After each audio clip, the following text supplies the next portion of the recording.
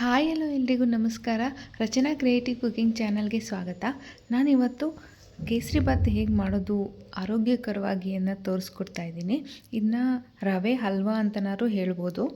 ಮೊದಲಿಗೆ ನಾನು dry roast ಮಾಡ್ಕೊಂಡು ಇಟ್ಕೊಂಡಿರೋಂಥ 1 ಲೋಟ ರವೆ, ಉಪ್ಪಿಟ್ಟಿನ ರವೆ, ನಾರ್ಮಲ್ ರವೆ ತೊಗೊಂಡಿದ್ದೀನಿ.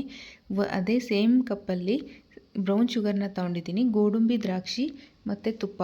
ಮೊದಲಿಗೆ ಒಂದು ಕಡಾಯಿಗೆ 4 ರಿಂದ 5 ಸ್ಪೂನು ತುಪ್ಪ ಹಾಕ್ಕೊಳ್ತಾ ಇದ್ದೀನಿ. ನೀವು ಇದು ಅರ್ಧ ತುಪ್ಪ ಅರ್ಧ ಎಣ್ಣೆನಾರು ನೀವು ಈ ಹಂತದಲ್ಲಿ ನೀವು ಬಳಸ್ಕೋಬೋದು. ತುಪ್ಪ ಬಿಸಿ ಆದಮೇಲೆ ಗೋಡಂಬಿ ಹಾಕ್ಕೊಂಡು ರೋಸ್ಟ್ ಮಾಡ್ಕೊತಾ ಇದ್ದೀನಿ. ಸ್ವಲ್ಪ ಗೋಲ್ಡನ್ ಬ್ರೌನ್ ಆಗೋವರೆಗೂ ರೋಸ್ಟ್ ಮಾಡಿಕೊಂಡು ಇದಕ್ಕೆ ದ್ರಾಕ್ಷಿ ಹಾಕ್ಕೊತಾ ಇದ್ದೀನಿ. ದ್ರಾಕ್ಷಿನೂ ದಪ್ಪ ಆಗಿದೆ. ಇದಕ್ಕೆ ನಾರ್ಮಲ್ ಉಪ್ಪಿಟ್ಟಿನ ರವೆನ ಬಳಸ್ತಾ ಇದ್ದೀನಿ. ಇದು ಮೊದಲೇ ರೋಸ್ಟ್ ಮಾಡ್ಕೊಂಡಿರೋದು. ಮತ್ತು ಇದಕ್ಕೆ ತುಪ್ಪ ಎಲ್ಲ ಹೊಂದ್ಕೊಳೋ ರೀತಿಯಲ್ಲಿ ಇನ್ನೊಂದು ಸ್ವಲ್ಪ ಮಿಕ್ಸ್ ಮಾಡ್ಕೊಬೇಕು. ಸೇಮ್ ಕಪ್ಪಲ್ಲಿ ಬ್ರೌನ್ ಶುಗರ್ ಇಟ್ಕೊಂಡಿದ್ದೆ, ಅದನ್ನು ಸಹ ಇಲ್ಲಿ ಹಾಕ್ಕೊತಾ ಇದ್ದೀನಿ.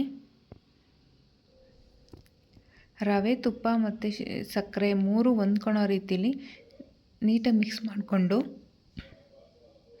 ಮೊದಲಿಗೆ ನಾನು ನೀರು ಕುದಿಯೋಕೆ ಇಟ್ಟಿದ್ದೆ.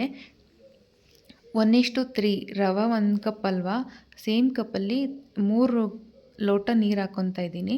ನಾನು 3.5 ಬಳಸಿದ್ದೀನಿ.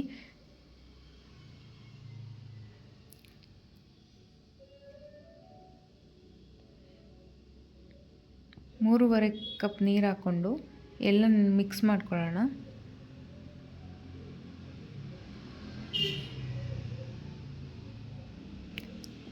ಇದನ್ನು ಹುಷಾರಾಗಿ ಮಾಡಬೇಕು, ತುಂಬ ಸಿಡಿಯುತ್ತೆ, ಹಾರುತ್ತೆ ಮೇಲ್ಗಡೆ ತಿರುಗಿಸ್ಕೋಬೇಕಾದ್ರೆ.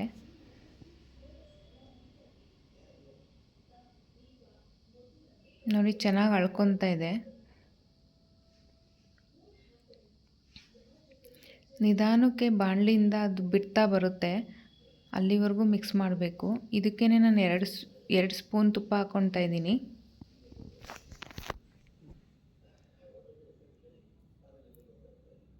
ನಿಧಾನಕ್ಕೆ ತಿರುಗಿಸ್ಕೊಳ್ಳೋಣ.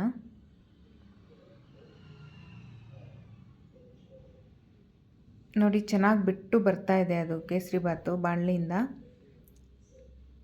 ಅಲ್ಲಿವರೆಗೂ ಚೆನ್ನಾಗಿ ತಿರುಗಿಸ್ಕೊಬೇಕು.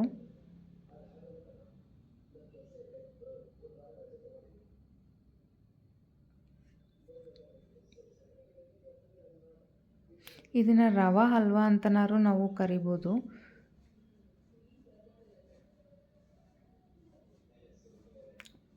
ಒಂದು 2 ನಿಮಿಷ ಇದನ್ನ ಮುಚ್ಚಿಡೋಣ. ಹಾಗೆಯೇ